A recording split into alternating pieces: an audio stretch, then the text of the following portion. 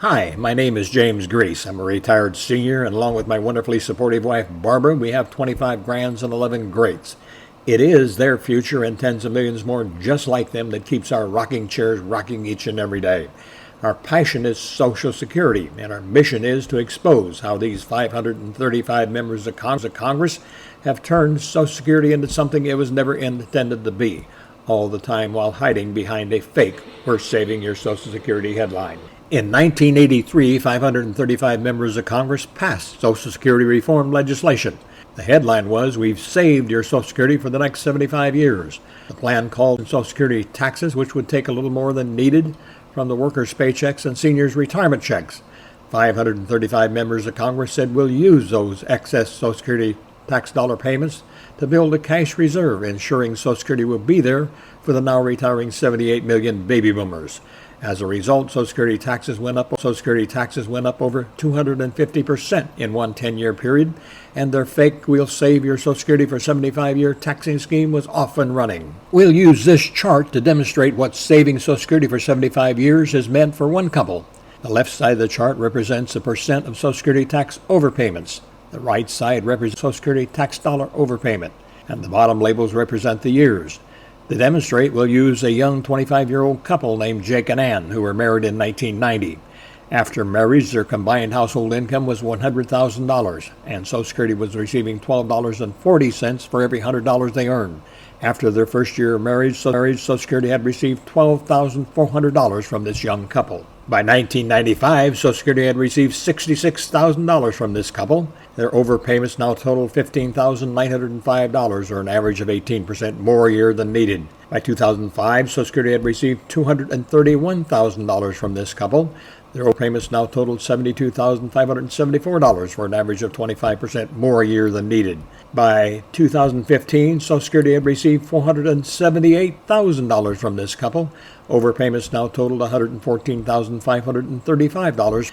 At the end of 2020, Social Security had received $620,000 from this couple, and their overpayments now totaled $120,000. Over the past 25 years, Jake and Ann had overpaid their Social Security taxes an average of $4,814 a year more than needed, and Jake and Ann are still 11 years away from full retirement if nothing changes. And what happened to all of Jake and Ann's? Well, I'm glad you asked. 535 members of Congress spent Jake and Ann's overpayments on something other than intended, then replaced Jake and Ann's $120,000 overpayments with a new $120,000 government-issued debt instrument that Jake and Ann or their kids or grands will have to pay again, plus interest. And to further insult our intelligence, 535 members of Congress list the government debt as an asset on the Social Security Trust Fund balance sheet, which, by the way, now totals over $2.8 trillion. Would you agree 535 members of Congress can no longer be trusted? Now think about this. How would Jake and Ann's life been different had Social Security not taken $120,000 more than needed from them? Would their personal retirement account be a little bit larger? Would their children's education fund been a little bit larger? Would the down payment on their new home have been a little bit larger, making their monthly payments a little bit smaller? Would their kids be getting an inheritance that would be a little bit larger? What if all the Jake and Anns living in the community hadn't had more than needed taken from their paychecks? Would their community be a little bit different? Would the children of their community be looking forward to a family inheritance rather than inheriting a government debt? Would the whole damn country be a little bit better off if 535 members of Congress had not taken more than needed from the paychecks and retirement checks of their fellow Americans? What do you think? Do you agree with me that Social Security has been turned into a weapon of monetary destruction by these 535 members of Congress? Any meaningful change has to begin with dinner table conversations all across America, similar to this one between Grandpa and Grandma, who are receiving a Social Security and who are making good on Grandpa and Grandma's Social Security check every month. So let's eavesdrop for a minute. Kids, this is Grandpa. Your mother and me want to thank you for making good on our Social Security checks every month. Both of us want you to know that we're not happy with what's been going on. Kids, this is Grandma. We both realize there's more to Social Security than our retirement, so we're going to support a plan that reinvents Social Security for the next generations.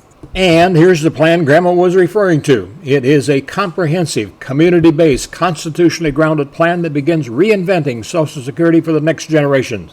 It is called the American Family and Community Rebuilding Act, or AFCFCRA for short.